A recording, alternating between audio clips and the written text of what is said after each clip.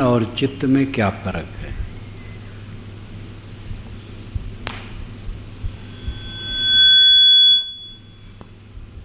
एक बाह्यकरण होता है, एक अंतःकरण होता है। बाह्यकरण में 5 हैं, अंतःकरण में 4 भेद किया जाता है कार्य विधि से। करण कहते हैं जानने के साधन को। बाह्यकरण है आँख, नाक, कान, जीभ, चाम, जिनको 5 ज्ञानेंद्रिय कहते हैं।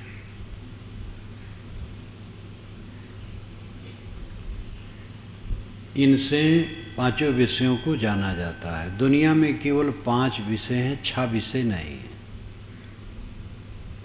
एक बात ये भी ध्यान देने योग्य है, एक तत्व का एक विषय तो होना चाहिए।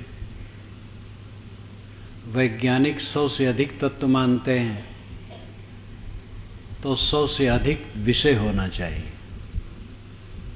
और 100 से अधिक इंद्रियां होनी चाहिए उनको जानने के लिए। ऐसा तो नहीं है। 5 ही इंद्रियां हैं और 5 ही विषय हैं। इसलिए जो 100 से अधिक तत्व मानते हैं वैज्ञानिक, वो उनकी अपनी अलग विधा है। वस्तुतः मिट्टी, पानी, आग, हवा, ये 4 हैं, 5वां शून्य है। पृथ्वी का गंध, जल का रस, अग्नि का रूप, वायु का स्पर्श विषय है और स्पर्श में ही शब्द है। इस प्रकार इन 4 तत्वों में 5 विषय हैं। वैज्ञानिक भी 100 से अधिक तत्वों को वो 4 में विभाजित करते हैं, ठोस, तरल, वायव्य, अतिवायव्य। तो अगर 100 से अधिक तत्व हैं तो 100 से अधिक विषय होना चाहिए और उन विषयों को ग्रहण करने के लिए 100 से अधिक इंद्रियां होना चाहिए। ऐसा तो नहीं। ये तो बीच में ये बात याद आई तो आपके लिए प्रश्न डाल दिया कि ये भी विचारने योग्य है। बाह्यकरण 5 ज्ञानेंद्रियां हैं, आँख, नाक, कान, जीभ, चाम। और अंतःकरण जिससे सुख दुख का ज्ञान होता है, अनुकूल प्रतिकूल भावनाओं का बोध होता है, वो अंतःकरण है। अंतः नाम भीतर, करण नाम साधन जानने का। उसको मन, चित्त, बुद्धि, अहंकार 4 भागों में हम बांटते हैं। सोचना मन है, खोजना चित्त है, निर्णय देना बुद्धि है, स्वीकारना अहंकार है। जो एक ही अंतःकरण से होता है, कार्य भेद से 4 नाम हो जाते हैं। कमरे के अंदर में आदमी बैठा है और बाहर से आवाज़ आती है, वह आवाज़ को सोचता है कि आवाज़ है। ये मन की अवस्था है। फिर ये आवाज़ किसकी है, ये तर्क करता है, तो ये चित्त की अवस्था है, ये खोज है, ये आवाज़ किसकी है।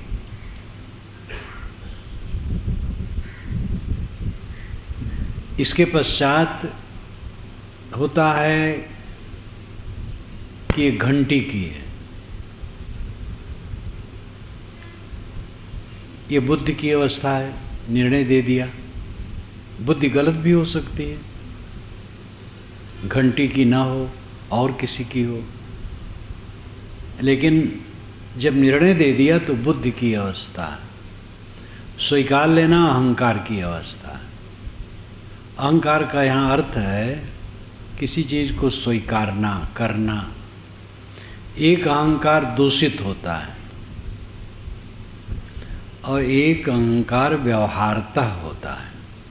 जैसे मैं बोल रहा हूँ, अगर अहंकार न करूँ तो बोल नहीं पाऊँगा। ये सोचा कि मुझे बोलना है, एक अहंकार है।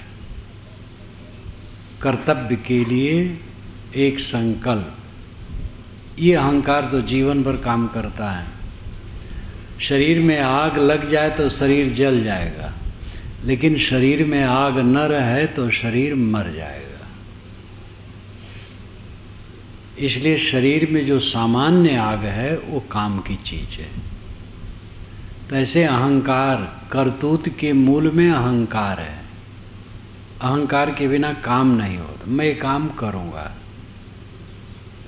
मुझे कल अमुक जगह जाना है, आज मैं अमुक जगह जा रहा हूँ, ये सब अहंकार है। लेकिन ये अहंकार उपयोगी है, जरूरी है। वो अहंकार गलत है कि मेरे समान कौन है, ये सब मेरे हैं, ये सब मेरे हैं। व्यवहारता तो स्वीकारना पड़ता है, लेकिन अविवेक पूर्वक सोचना वो अहंकार है। तो स्वीकारना अहंकार है। इस प्रकार एक ही अंतःकरण के चार नाम हैं कार्य भेद से। सोचना मन, खोजना चित्त, निर्णय देना बुद्धि, स्वीकारना अहंकार। एक ही अंतःकरण के चार नाम। जैसे एक आदमी अध्यापक है लेकिन डॉक्टरी का भी काम कर लेता है, साथ साथ तो हल भी चला लेता है, कपड़ा भी सिल लेता है, तो दर्जी भी है, अध्यापक भी है, डॉक्टर भी है, किसान भी है। उसी प्रकार से एक ही अंतःकरण के चार नाम कार्य भेद से होते हैं। तो चित्त मन में क्या फर्क है, इसके उत्तर में बताया गया। साधो ये मुर्दों का गांव, एक भजन में साहब ने गाया है। एक प्रश्न आया है, तो सब मरेंगे, कोई बचेगा नहीं। बहुत मार्मिक भजन है। राजा मरी हैं, प्रजा मरी हैं वैद्य और रोगी। रोगी तो मरेंगे ही, वैद्य भी मरेंगे। प्रजा ही नहीं, राजा भी मरेंगे। 14 भुवन के चौधरी भी मरेंगे। जैसे कि कल्पना है 14 भुवन के चौधरी विष्णु, तो पौराणिक ढंग से माना जाता है कि विष्णु भी एक दिन मरते हैं। वैसे विष्णु एक काल्पनिक देवता है। विष्णु वेद के अनुसार सूर्य है। विष धातु से विष्णु शब्द बनता है। विष नाम प्रवेश करना। सूरज की किरणें सब तरफ प्रविष्ट होती हैं, इसलिए सूरज विष्णु है। किंतु अगर हम व्यापक दृष्टि से देखें तो आदिदैविक, आदिभौतिक और आध्यात्मिक दृष्टि से विष्णु का हम विभाग कर सकते हैं। सूरज तो एक देशी है। सूरज एक तारा है और अनंत विश्व ब्रह्मांड की दृष्टि से एक कण बराबर है। ये संसार कितना बड़ा है कहना ही व्यर्थ है। अरबों किलोमीटर चले चलिए तो भी विश्व है, तो उसमें सूर्य की क्या गिनती है। वैदिक ऋषियों ने सूर्य को विष्णु कहा, लेकिन विष्णु का व्यापक अर्थ होगा विश्व सत्ता का नियम जो सर्वत्र प्रविष्ट है। ये आदिदैविक विष्णु है। आदिदैविक का अर्थ होता है देव संबंधी। देव कहते हैं प्रकृति की शक्ति को। ये वैदिक दृष्टि से मैं कहता हूँ और यही मान्य है। जब अधिक पानी बरसता है और क्षति हो जाती है तब लोग कहते हैं दैवी प्रकोप हुआ। सूखा पड़ गया तो दैवी प्रकोप, भूचाल आई तो दैवी प्रकोप। तो प्रकोप और कृपा उसमें दोनों नहीं है, क्योंकि ज्ञान में प्रकोप और कृपा होती है। जहाँ ज्ञान है, समझदारी है, जानना है, वो आदमी क्रुद्ध होता है और कृपा भी करता है। जिसमें ज्ञान ही नहीं है, चेतना ही नहीं है, स्वभाव केवल है, प्रकृति नियम है, तो वहाँ कृपा और कोप नहीं। ये कहने का तरीका है। प्राकृतिक शक्तियों को देव कहा जाता है। आदि दैविक क्षेत्र का अर्थ होता है, आदि कहते हैं आधार को। देव जिसका आधार हो वो आदिदैविक है। देव का अर्थ प्राकृतिक शक्ति, ये प्रकृति की शक्ति जिसका आधार है वो आदिदैविक है। तो अनंत विश्व ब्रह्मांड आदिदैविक क्षेत्र है, उसका विष्णु है नियम। दूसरा है आदि भौतिक क्षेत्र। भूत नाम प्राणी, भूत के कई अर्थ होते हैं। भूत कहते हैं मिट्टी पानी आग हवा आकाश को, तत्वों को। भूत कहते हैं बीते हुए समय को। भूत कहते हैं काल्पनिक भूत प्रेत को जो कहीं नहीं होते हैं। भूत कहते हैं बीते हुए समय को। भूत कहते हैं सत्य को। भूत कहते हैं एकता कर लेना। सत्य भूत, आत्मभूत, ब्रह्मभूत, यानी ब्रह्म से तादात्म्य हो गया, उनका एकता हो गई, ब्रह्मभूत। और भूत कहते हैं देहधारी प्राणी को। यहाँ देहधारी प्राणी का अर्थ लेकर के आदि भौतिक कहा जाता है। आदिदैविक क्षेत्र में यानी जड़ प्रकृति के अनंत विश्व ब्रह्मांड के विस्तार में उसके नियम विष्णु हैं। और आदि भौतिक क्षेत्र में, प्राणियों के क्षेत्र में ये विराट पुरुष विष्णु है। प्राणियों का क्षेत्र जिसमें मनुष्य पशु पक्षी सब आ जाते हैं, कीड़े मकोड़े, जानदार देहधारी सब। प्राणियों का समूह आदि भौतिक विष्णु है। विष्णु की उपासना है नियमों को जानना और नियमों से चलना, ये आदिदैविक विष्णु की उपासना है। आदि भौतिक विष्णु की उपासना है प्राणी मात्र को विष्णु मानकर सबका आदर करना, किसी को तकलीफ न देना। तीसरा है आध्यात्मिक विष्णु। आध्यात्मिक अर्थ हुआ आत्मा संबंधी, अधिनाम आधार। आत्मा जिसका आधार है वो आध्यात्मिक है। ये अपना शरीर जीवन ये आध्यात्मिक है और इसमें आत्मा विष्णु है। विराट विश्व में प्रकृति के नियम विष्णु हैं और आदि भौतिक क्षेत्र में प्राणियों का समूह विष्णु है और अपने व्यक्तित्व में, अपने जीवन में आत्मा विष्णु है। इन तीनों की उपासना क्या है? प्रकृति के नियमों को समझना और नियम के अनुसार चलना, ये आदिदैविक विष्णु की उपासना है।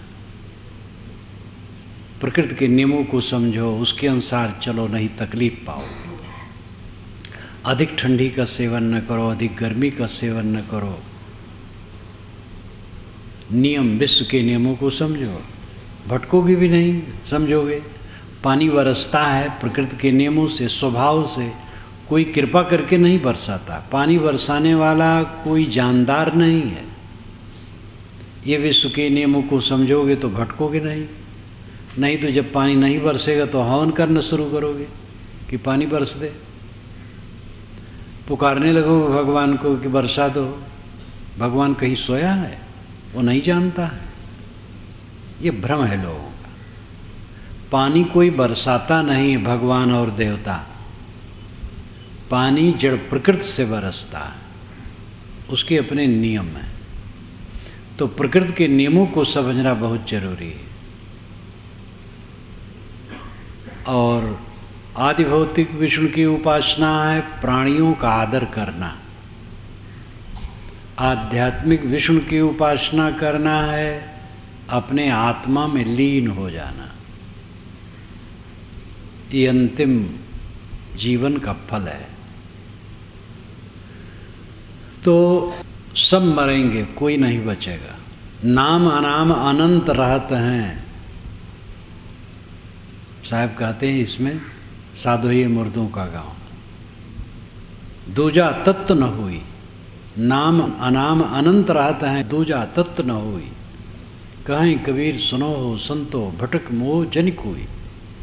नाम और अनाम में अनंत प्राणी पदार्थ। ऐसे भी प्राणी जिनके नाम अभी तक नहीं रखे गए हैं, जाना ही नहीं गया है। ऐसे पदार्थ हैं जिनके नाम अभी तक नहीं रखे गए हैं।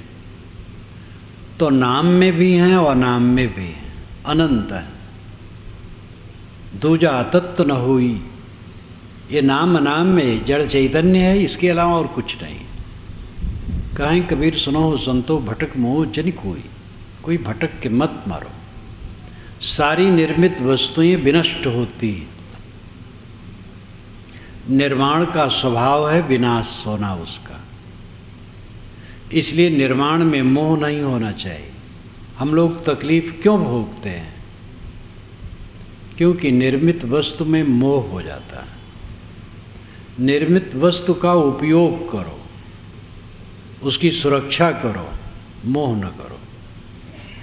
जैसे मकान बनाए, मकान निर्मित वस्तु है तो उसकी सुरक्षा करो, रख रखाव रखो, मोह न करो। तो उसको मिटना है, आज नहीं कल कभी मिटना। भूचाल आ जाए, बढ़िया से बढ़िया मकान टूट जाएगा, आग लग जाए नष्ट हो जाएगा। ये सब प्राकृतिक आपदा ना आए तो अपनी अवधि तक चलेगा, तब टूटेगा। तो दुनिया की वस्तु जो निर्मित हुई है मिटना है। सबसे कमज़ोर है शरीर। एक कागज का पन्ना संभाल करके रखिए तो 100 बरस तक चल सकता है, लेकिन स्वस्थ नौजवान शरीर के लिए विश्वास नहीं है एक क्षण के लिए। ये शरीर सबसे दुर्बल है। निर्मित वस्तुओं के विनाश को समझो। नाम अनाम अनंत रहते हैं, दूजा और न कोई। काहे कबीर सुनो संतो भटक मोह जन कोई। साहब कहते भटक के मरो मत, यहाँ मोह बना करके बैठो मत। जहाँ मोह बनाओगे वहीं चाटे लगेंगे। सब परिवर्तनशील, सब परिवर्तनशील। साधो ये मुर्दों का गाँव, खूब बढ़िया गाया। इसमें एक प्रश्न है कि शून्य मरे, अनाहत मरे इत्यादि, तो उपासना के विषय में है। उपासना करने वाले कोई शून्य में ध्यान लगाते, कोई अनाहत में लगाते हैं। तो साहब कहे ये तो सब जड़ है। अंतिम ध्यान तो आत्मा में होना चाहिए। पहला ध्यान शून्य अनाहत इत्यादि में कहीं लगाओ मन को ठहराने के लिए, तो कई बार कहा जाता है आंखें बंद करो, बंद आंखों में जो दिखाई दे उसी में मन ठहराओ। कान बंद करके लोग आवाज़ सुनते हैं, मन ठहराते हैं, कोई बात नहीं। मन कहीं रुकना चाहिए, अच्छी जगह में उसी में रोको। लेकिन ये समझ लो कि अंतिम लक्ष्य नहीं है। अंतिम लक्ष्य है आत्मा में मन ठहराना, अपने आप में। मन को समेट लो, आत्मलीन हो जाओ। आत्मलीन होने का मतलब क्या है? मन चुप हो गया, बस आत्मलीन। मन सोचे ना, बस आत्मलीन है। मन बाहर भटकता है इसलिए बहिर्मुख है। मन निष्क्रिय हो गया, शांत हो गया, बस आत्मा स्वयं शेष है। ये आत्मलीनता है। ये वहाँ का अभिप्राय है। कुछ प्रश्न आए थे, कुछ प्रश्न तो ऐसे थे जिनका कोई उपयोग नहीं। अब बात यह है कि हमें जीवन जीना है जब तक अवधि है। अवधि का पता नहीं, किसी की अवधि का पता नहीं। नौजवान, बच्चे, बूढ़े, किसी को पता नहीं। लेकिन जब तक आयु की अवधि है तब तक जीना है और तब तक संसार का व्यवहार है। सुख से कैसे जिए, ये खास प्रश्न है। प्राणी, पदार्थ और परिस्थिति, ये तीन हमें पूरे जीवन में मिलते हैं। इन तीनों में ऐसा रहना चाहिए जिससे दुख उत्पन्न न हो। पदार्थ सबके बराबर नहीं होता है, कम बेस होता है। किसी का बड़ा मकान है, किसी का छोटा मकान है, किसी की ज़्यादा ज़मीन है, किसी की थोड़ी ज़मीन है, किसी की ज़मीन है ही नहीं। कोई बड़ा विद्वान है, कोई पढ़ा लिखा ही नहीं। ऐसे हर बात में समझ लीजिए, जड़ पदार्थों में, सांसारिक वस्तुओं में समता नहीं हो पाती, विषमता रहती ही है। इसलिए दूसरे की तुलना में कभी न पड़ो। जो आपके पास है वो बहुत है। अगर तुलना करना हो तो अपने से कम वाले की करो। जो आपसे छोटा मकान वाला है, आपसे छोटा धन वाला है, उससे तुलना करो। बड़े से करोगे तो चित्त जलेगा और कोई फायदा नहीं होगा। किसी का बड़ा मकान है, उसके पास पैसा था, बना लिया, हमारे पास नहीं है, तो जलना है। और बड़ा मकान बनाने से कोई बड़ा आदमी होता है? बड़ा आदमी वह है जो दुखी नहीं होता है। जीवन में सबसे सार बात यही, दुखी न होना। अपने को कसो, कब कब दुखी होते हो? जब जब आप दुखी होते हो, अपने को घटिया कर लेते हो, छोटा कर लेते हो।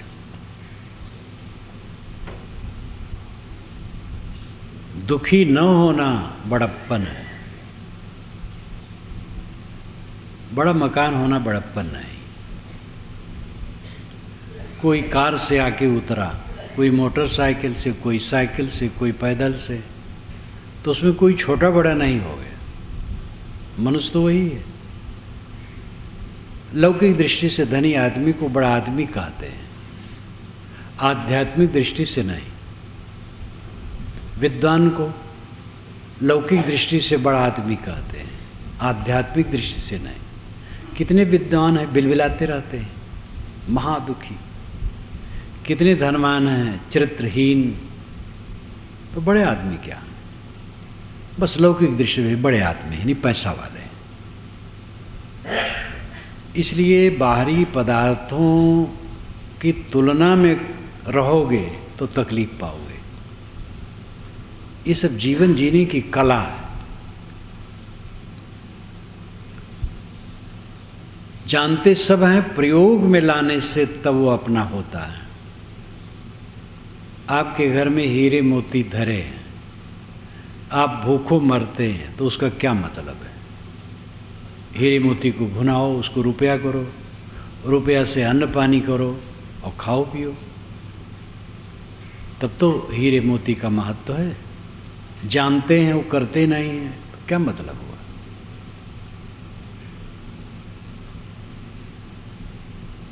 धन से कोई सुखी नहीं होता है, विद्या से कोई सुखी नहीं होता, पद से कोई सुखी नहीं होता है, अनुगामियों के बढ़ जाने से कोई सुखी नहीं होता है। निर्मल मन, निर्माण मन वाला सुखी होता है। जिसने अपना मन निर्माण कर लिया, निर्मल कर लिया, उसको सुख है, हर जगह सुख है। निष्काम, निर्माण, निर्मल। तो भौतिक पदार्थों में, सांसारिक पदार्थों में तुलना में न पड़ो। मेहनत में जो मिले उतने में संतुष्ट रहो। अधिकतम समस्या मनुष्यों के साथ व्यवहार में है। सारी उलझन उसी में आती है। अन्य प्राणियों का मन कामना वाला नहीं होता है। गाय, बैल या कोई जानवर है, पेट भर जाए बस, उनको कोई कामना नहीं। आदमी महाकामना वाला है। ये अहंकार कामना में डूबा है। इसलिए रात दिन जलता रहता है। और इसीलिए इसमें इतना विष है कि उबलता रहता है। सबके अंदर से विष उबलता है। सबके अंदर में अमृत भी है, अमृत विष दोनों हैं, लेकिन अधिकतम विष उबलता है।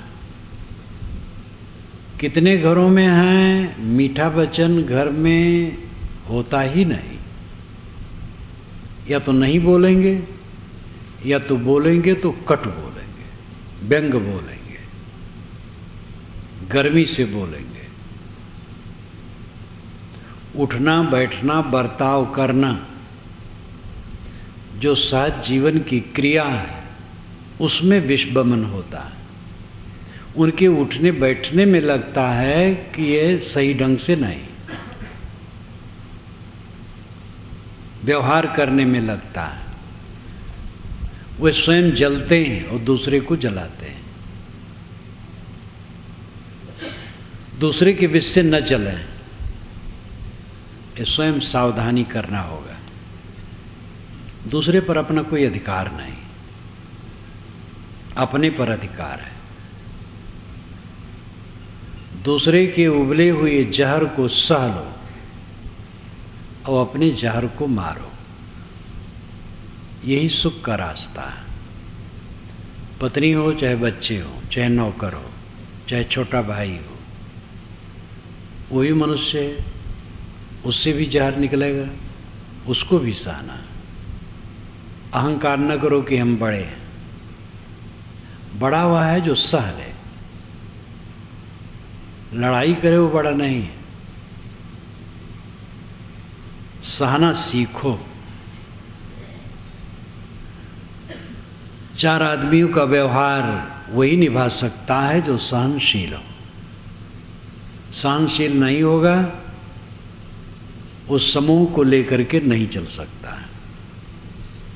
चाहे वो 2-4 आदमियों का परिवार हो, चाहे समाज हो, चाहे कंपनी हो, चाहे पार्टी हो, चाहे संस्था हो, कुछ भी हो, जहाँ कुछ मनुष्यों को लेकर के चलने की बात है, वहाँ सहना, निष्काम रहना बहुत जरूरी है। वैसे तो सब समय इसके लिए ज़रूरत है। जो निष्काम नहीं होता, लोलुपता विहीन नहीं होता, निर्माण नहीं होता, मीठा नहीं बोलता, सहनशील नहीं होता, वो अपना ही सुखी नहीं रहेगा, लोगों को लेकर के क्या चलेगा। कहानी नहीं है, घटना है, विदेश की बात है। एक परिवार में 100 सदस्य थे, पूरा काल की बात है। तो वहाँ का राजा सुनता रहा उस घर की प्रशंसा, और घर का मालिक 100 वर्ष का हो गया था, लेकिन वो सशक्त था अभी, बिल्कुल पूरी जागृति, चैतन्यता, साफ आंखें और सुनना और सब मैंने व्यवहार। एक सज्जन हमसे मिलने आए थे, 123 वर्ष के थे। उनका पौत्र लेकर के आया था, 4-5 वर्ष हो गए होंगे। मैं इलाहाबाद आश्रम में था, तो हमारे साधक ने कहा कि साहब आए हैं मिलने के लिए। तो मैंने कहा ले आओ कक्ष में। कहे वहीं आंगन में पेड़ के नीचे बैठेंगे, थोड़ा बूढ़े भी हैं। तो मैंने कहा चटाई बिछा दो। मैं गया वहाँ, मैं भी बैठ गया। पारखी थे, बंदगी किए, बातचीत करने लगा। उन्होंने पुरानी भाषा में कहा, 5 तत्व छठम जीव, इसके ऊपर साहब क्या है? हम कहे कुछ नहीं। पुराने पारखी रायबरेली जिला के या प्रतापगढ़ के थे। तो उनका पौत्र लाया था, वो 55 वर्ष का था, और उसने बताया साहब हमारे पिता 85 वर्ष के हैं और इंजन में हैंडल स्वयं मारते हैं वो भी। और ये हमारे पितामह हैं जो 123 वर्ष के, और उनकी आंखें साफ, दांत अच्छे। मैं थोड़ा ज़ोर ज़ोर से बोल रहा था। कहे साहब ज़ोर से न बोलिए, मैं सुन रहा हूँ। तो आराम से बोलने लगा। अभी जयपुर में एक मुस्लिम हैं, शायद आप लोग भी अखबार में पढ़े होंगे, टीवी में भी देखे होंगे। वो 136 ऐसे कुछ हैं। तो कोई कोई होते हैं तो 100 वर्ष के होते, तो राजा मिलने गया और खुद अभी घर का मालिक था, घर का प्रबंध वही देखता था, वही चलाता था सब। तो राजा ने पूछा कि आप 100 सदस्यों का परिवार कैसे चलाते हैं? लोग 2-4 में कलह में पड़ जाते हैं। तब उस बूढ़े ने एक कागज मंगाया और लिखना शुरू किया। तो राजा समझा कि कुछ लिख रहा है, मजबून कोई होगा। देर तक लिखा, 100 बार लिखा, सहनशीलता सहनशीलता सहनशीलता, 100 बार लिखा और राजा के हाथ में दे दिया। राजा बहुत प्रभावित हुआ। एक ही उपाय है, सह लेना। सहने में सुख है, लड़ने में सुख नहीं। आप अपनी पत्नी, पति, पुत्र, पिता, भाई, किसी के दिल को लड़ करके नहीं जीत सकते हो, सह करके जीत सकते हो। हार करके जीत सकते हो, जीत करके नहीं। अगर सुख चाहो तो हार जाओ, सह लो, बस बढ़िया मधु। पत्नी बरस पड़े, आप चुप रह जाओ, वो बेचारी अपने आप ठंडी हो जाएगी। इसी प्रकार पति कहीं बरस पड़े, देवियां शांत रहें, तो खुद सोचेगा। जरा पुरुष कम सोचते हैं, अहंकार ज़्यादा करते हैं कि हम मालिक, उनको भी सोचना चाहिए। अब मालिक न बने, मित्र बने, नहीं चलेगा नहीं चलेगा। नारियां नारा लगाएंगी, ध्यान रखना, नारियों का रिजर्वेशन बढ़ रहा है, इसलिए मित्र समझो। मैं तो गुरु शिष्य को मित्र मानता हूँ। अपने गुरु को तो मैं गुरु मानता था, लेकिन अपने साथियों को मैं मित्र मानता हूँ, शिष्य नहीं मानता। तो मनुष्यों में सुख से रहने का तरीका है हार जाना हर जगह। अपने साथियों से हार जाओ, बस मीठा रहेगा। निर्माण रहो, सह लो, जरूरत पड़ने पर निर्देश करो। मिट्टी के धोधा न बनो कि गलत हो रहा है और होने दो, तो गड़बड़ है। गलत पर संयम करने के लिए निर्देश करो। जब आप विनम्र रहोगे, निर्माणी रहोगे, निष्काम रहोगे, सह लोगे, तो आपका निर्देश भी वे मानेंगे। जिन लोगों की देख रेख करना आपकी जिम्मेदारी है, उनको निर्देश देना चाहिए। अगर गलत करते हैं तो टोकना चाहिए, बताना चाहिए, लेकिन उसका तरीका ही है मिठाई से, कड़वाहट से नहीं। खाने पीने में सावधानी। कभी भी मत समझो कि अमुक चीज़ मिलेगी तो स्वास्थ्य अच्छा रहेगा। दूध चाहिए, घी चाहिए, दही चाहिए, मेवे चाहिए, फल चाहिए, अमुक चीज़ चाहिए, ऐसा कुछ नहीं। जो भोजन उपलब्ध हो बस वो काफ़ी है। समय से दूध दही भी है तो ठीक है, कोई बुरा नहीं। जीवन भर दूध दही ना मिले कोई हर्ज नहीं। गाय घोड़ा ये सब जानवर बचपना में अपने वो दूध पीते हैं माँ का, उसके बाद दूध कहीं पीते हैं? कोई घोड़ा दूध पीता है, बच्चा रहा तब पिया। कोई बैल दूध पीता है, कोई मनुष्य दूध पीता हो, उससे लड़ा दो, कौन जीतेगा?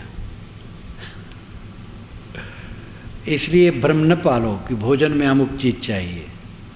जो जब मिल जाए, सादा हो, सुपाच्य हो, और सदैव कम खाओ। ये ध्यान रखो, सदैव कम खाओ, भूख रख करके खाओ, सुखी रहोगे। मेरे लिए तो शिकायत, जैसे यहाँ वैसे शिकायत करने लगी। देवियाँ तो बहुत भावुक होती हैं, साहब आप पहले से दुबला गए, और वो भी उनका भ्रम है। मोटा शरीर मेरा कभी नहीं रहा, मैं इसमें सावधान पहले से था। नहीं तो बैठ करके काम करने वाला आदमी अब तक तो पेट बहुत बड़ा हो गया होता। अब अवस्था के अनुसार इसका अंग तो गलेगा ही, उसके अनुसार थोड़ा फर्क होगा बस, और कुछ बात नहीं। इससे भी दुबला हो जाए कोई हर्ज नहीं। तो हमें तो पूरी दुनिया मिलकर के कहे आप दुबला गए तो कोई प्रभाव पड़ने वाला नहीं, लेकिन कमज़ोर मन वाले तो बहुत प्रभावित होते हैं। इसलिए मैं कहता हूँ भाई कोई मत कहो कि तुम दुबला गए हो। कोई दुबला भी गया हो जब मिलता है तो मैं नहीं कहता तुम दुबला गए हो, वो तो और कमज़ोर हो जाएगा मन से। तो सादा खाओ, कम खाओ, जो मिले बस ठीक है। परिवार में बड़े हो तो व्यक्तिगत भोजन न खाओ, महीन चावल अपने लिए प्राइवेट विशेष भोजन, ये गलत है। गुरु है उसको भी ऐसा नहीं करना चाहिए, महंत ऐसा नहीं करना चाहिए, घर का मालिक ऐसा नहीं करना चाहिए। जो सबका भोजन है वही अपना भोजन रहे, अपने लिए कोई विशेष नहीं। इस प्रकार रहनी से रहने पर दुख नहीं होगा। जीवन गुजर की चीज़ें हैं तो कम बेश सबको मिलती हैं। जीवन गुजर की चीज़ों के लिए सबको चिंता रहती है,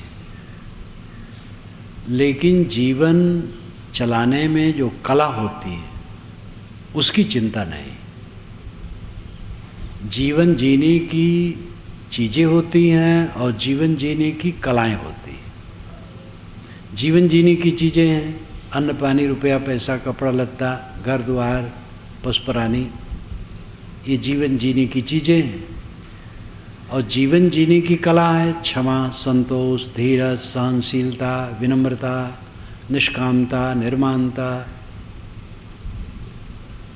हर इंसान का चित्त बस इसी में रहता है कि चीज़ें कितनी आ जाएं, कैसे रहना चाहिए इसकी चिंता ही नहीं। इसलिए लोग सुखी नहीं।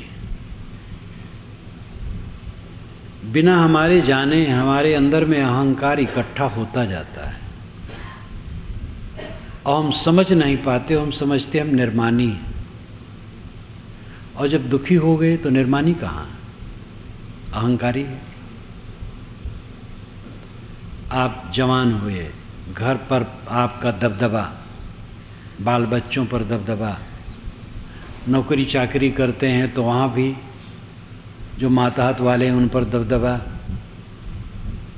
और थोड़ा ऊंचे पद पर गए तो और कई शक्तियाँ प्राप्त। ये सब में अदृश्य रूप में अहंकार इकट्ठा होता जाता है। गुरु हैं, महंत हैं, स्वाभाविक है लोग झुकेंगे, उसमें अचेतन मन में अहंकार इकट्ठा होता जाएगा। कोई साधना न करे तो बूढ़े हो गए, रिटायरमेंट हो गया, पद की गर्मी ख़त्म हो गई, लड़के जवान हैं, वे काम धाम कर रहे हैं, आपका प्रयोजन समाप्त है। लेकिन आपके जीवन में जो अहंकार इकट्ठा है बिना आपके जाने वो आपको दुखाएगा। आपको लगेगा लड़का मनमानी है, कहा नहीं मानता है। पत्नी भी लड़के की तरफ है। प्रायः माताएं पुत्रों से ज़्यादा स्नेह रखती हैं, तो पति यही मानता है ये भी अपने बच्चों के गोल में मिल गई है, मैं अकेला हो गया हूँ। ये सब अपना अहंकार है। शिष्य हैं, वही भी मनुष्य हैं, मैं गुरु हूँ मैं भी मनुष्य हूँ, दोनों मनुष्य हैं और कुछ नहीं। शिष्य होने से कोई छोटा हो गया, मूल रूप में सब बराबर है। इसलिए अगर किसी शिष्य में अहंकार की बात आई और उसने ऐसा शब्द कुछ कहा जो अनसुहाता है और हम चुटा गए तो हमारी गुरुवाई खो गई। वो चुपचाप जो हमारे अंदर में अहंकार इकट्ठा है वही हमें दुख दिया। क्यों अपने गुरु मान लिए? मनुष्य हो तुम, सब मनुष्य, तुम भी मनुष्य हो, सेवा कर रहे हो। हमारे पास कुछ लोग आ रहे हैं, आकर के चले जा रहे हैं, कुछ लोग आके टिक जाते हैं। जो टिक जाते हैं उनके लिए जिम्मेदारी ज़्यादा है, विनयी बन करके उनकी सेवा करें बस। उन्होंने अगर गर्मी में कुछ कह दिया कोई बात नहीं, उनकी समझ है। लेकिन अगर हमारे में गुरुवाई का अहंकार है तो ठेस लगेगी, और चुपचाप अहंकार बनता है, पता नहीं चलता है। इसलिए बूढ़ा होने पर घर के मालिक और गुरुजी ज़्यादा परेशान होते हैं, जहाँ जहाँ करते रहते हैं।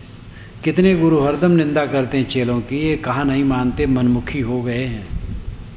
मेरा संयोग प्राय पड़ता, महंतो यहाँ, गुरु यहाँ, साहब ये जो शिष्य हमारे बड़े मनमुखी हो गए हैं। ऐसा आप न कहिए साहब, ऐसा आप क्यों? नहीं साहब, ऐसे ही है। और समझते ही नहीं। जितने आप मनमुखी कहोगे उतने और मनमुखी होंगे। ऐसे घर के मालिक लोगों की दशा है। तो जो हमारे अंदर में अपने आप अहंकार का निर्माण होता रहता है, उसको देखना है। काला सर्प शरीर में, खाइन सब जग झारी, बिरले ते जन बाची है, राम ही भजे बिचारी। ये कबीर साहब की एक साखी है बीचक की। काला सर्प शरीर में, खाइन सब जग झारी। सबके शरीर में काला सांप है जो सबको झार झारा खा लिया है। वही बिरले जन बचेंगे जो विचार करके राम का भजन करेंगे। साहब राम भक्त है, राम उपासक है। वह राम जो सार्वभौमिक है, एक जगह का राम नहीं, जो सबके दिल में है। महाराज श्री राम हमारे पूर्वज हैं, आदरणीय हैं, श्रद्धेय हैं। उनको परमात्मा रूप में मान करके उपासना करने वाले कुछ भावुक हैं, बाकी तो नहीं है। बहुत थोड़े हैं पूरी दुनिया में, 7 अरब आदमी, और उसमें बहुत थोड़े लोग हैं जो श्री राम को परमात्मा मान करके उपासना करते हैं। हिंदू में सब उनको परमात्मा नहीं मानते, लेकिन उपास्य वह होता है जो सार्वभौमिक होता है। वह सार्वभौमिक उपास्य राम है, सबके दिल में बसा हुआ। कबीर का राम सबके दिल के अंदर का दिलदार है, दिलकश। विचार पूर्वक जो राम का भजन करता है, यानी जो अंतरात्मा में लीन होता है। रमन्ते योगिनो यस्मिन्नित रामः, पंडितों ने भी कहा रमन्ते योगिनः यस्मिन् इति रामः। योगी जन जिसमें रमण करते हैं वो राम है। आत्मा में योगी रमण करता है, अपने मन को समेट करके आत्मलीन होता है।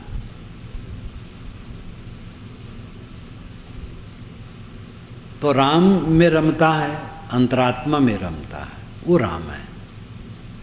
काला सर्प शरीर में, ये काला सर्प क्या है? अहंकार, कामना, जो हमारे शरीर के अंदर में निवास करता और बहुत प्यारा लगता है। अहंकार बहुत प्यारा है, इसीलिए सब चलते रहते हैं, पता नहीं चलता।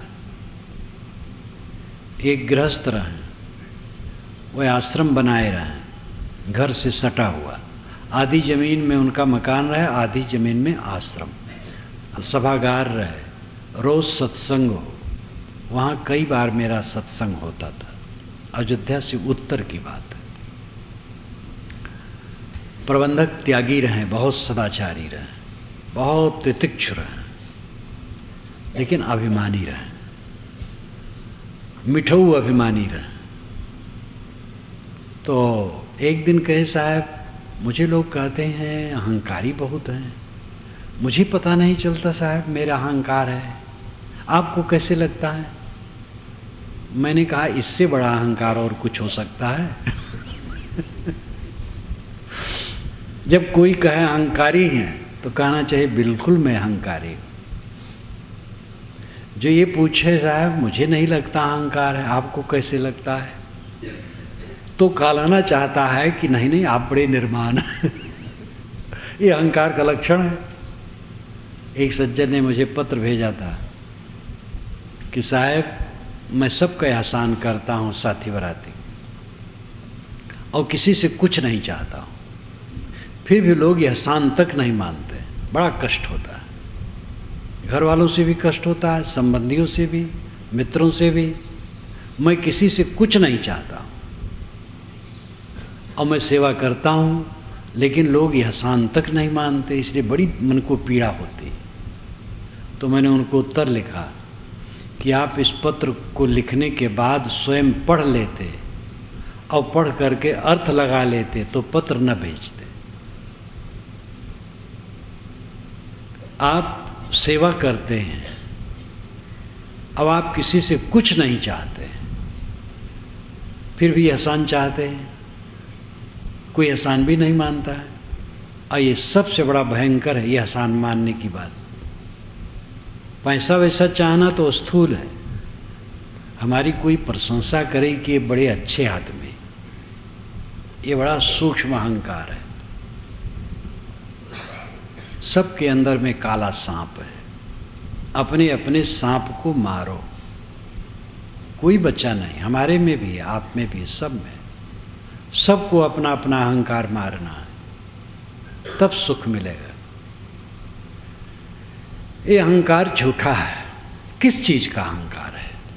शरीर और शरीर संबंधी प्राणी पदार्थों का। आप कल्पना करो 100 वर्ष के बाद आपका क्या रहेगा। गत वर्ष अक्टूबर में मैं बनारस गया था। मेरे एक शिष्य बल्कि यहाँ पर उपस्थित हैं, उन्होंने कार्यक्रम कई वर्ष कहते थे करो करो चलो, तो गया था गत वर्ष अक्टूबर में। उनके यहाँ रहा, कार्यक्रम हुआ, दूसरे दिन भोजन करके भ्रमण किया, कभी चौरा गया और सारनाथ गया, फिर कभी चौरा के पहले जहाँ जिस प्रेस में मैं छपवाता था वहाँ गया। मेरे साथी थे कि साहब बता दीजिए कहाँ आप रहा करते थे। तो प्रेस के सामने कन्हैया अलंकार मंदिर, आभूषणों का मंदिर, वो तो अभी भी है, उसी के सामने गाड़ी खड़ी की गई। सामने देखा तो वहाँ वो प्रेस नहीं है, मकान नहीं है, कई तल्ले की बिल्डिंग है, 3-4 तल्ले की, बनियोटा ढंग से दुकानों की। इधर उधर पूछा, भैया विशेषर प्रेस यहीं था, कहाँ है? एक जवान ने कहा, महाराज मैं तो सुना भी नहीं हूँ। तो एक बुजुर्ग निकला, हाँ हाँ महाराज यही है, जमीन यही है। ये दूसरा बन गया, वो बेच दिए हैं, फिर तोड़ दिया गया है, फिर ये बन गया। क्या मुझे दिखा सकते हो? मेरे मन में था, ये सुना था कि बिक गया है, तो मेरे मन में था मैं जाऊंगा मकान मालिक से कहूँगा जो खरीदा है कि भाई मुझे दिखा दो, इसमें मैं रहता था, तो आपने कैसे इसमें तरमीम करके व्यवस्था की है जरा देखूं। तो था ही नहीं, नींव खुद गई थी, फिर से बना था बनियोटा ढंग से, छोटी छोटी दुकानें तर से ऊपर तक, देख करके उतरा। अब मैं वहाँ रोने लगता, हाय विश्वेश्वर प्रेस कहाँ गया। जो कमरा था जिसमें मैं रहता था 30-35 फीट लंबा से कम नहीं रहा होगा, चौड़ा 15-18 फीट, उसके आगे बरामदा उतने लंबा, पीछे लावी और भोजनालय, फिर आंगन पीछे, बाथरूम बहुत प्रशस्त, तीसरे तल्ले पर। वो कहाँ मिलेगा?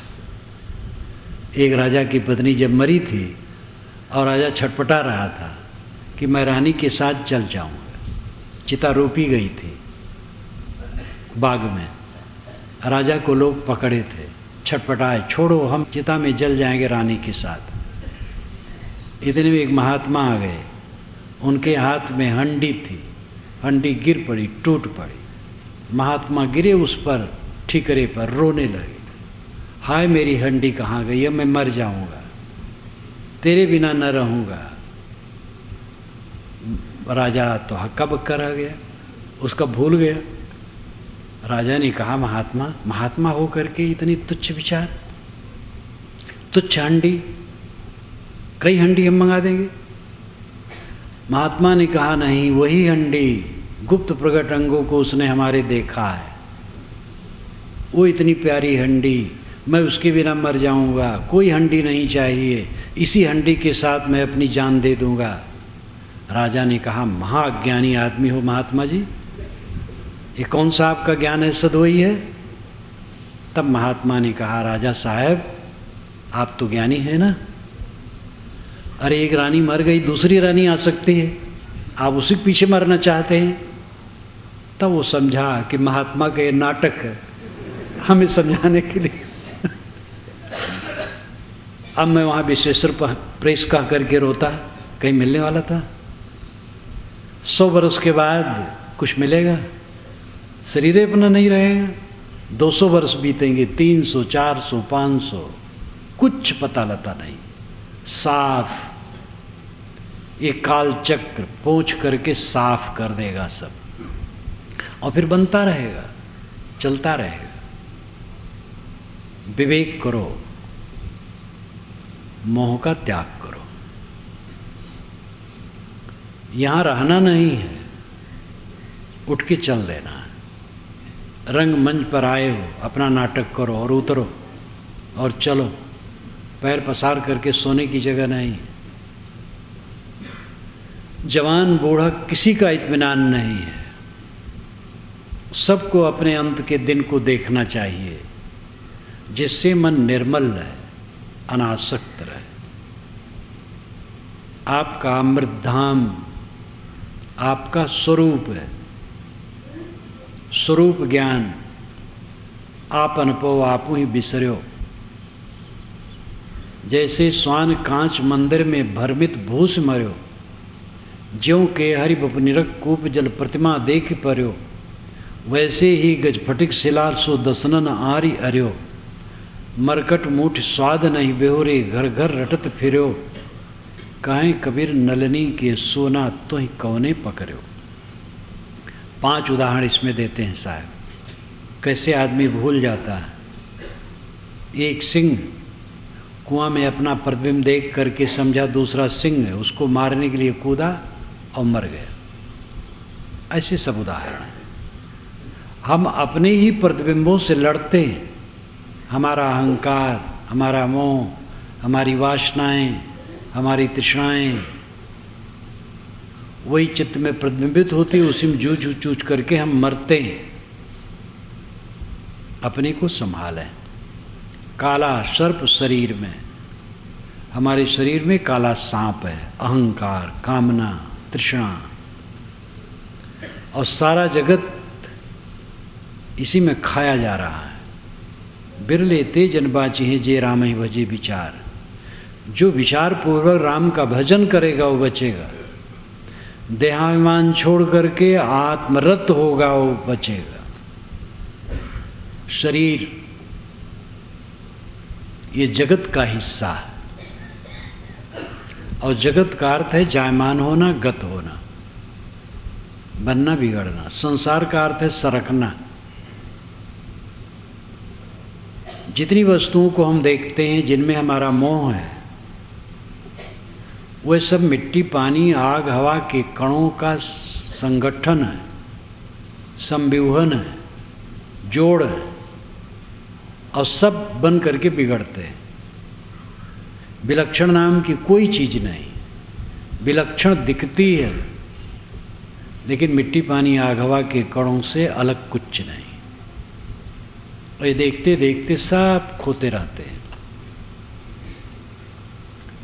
इस प्रकार जो मन में विचार रखता है, उसका मन पाप की बात नहीं सोचता है, दुखी नहीं होता है। जो ये समझता है कि हर मनुष्य अपने अपने अहंकार, कामना में स्वयं उलझा है, वो किसी के कुछ कह देने से दुखी नहीं होता है। कोई हमसे छोटा पद में है, छोटा बड़ा तो कुछ नहीं, पद में लौकिक दृष्टि से, और उसने हमें कुछ अशुद्ध कह दिया, उसकी समझ है।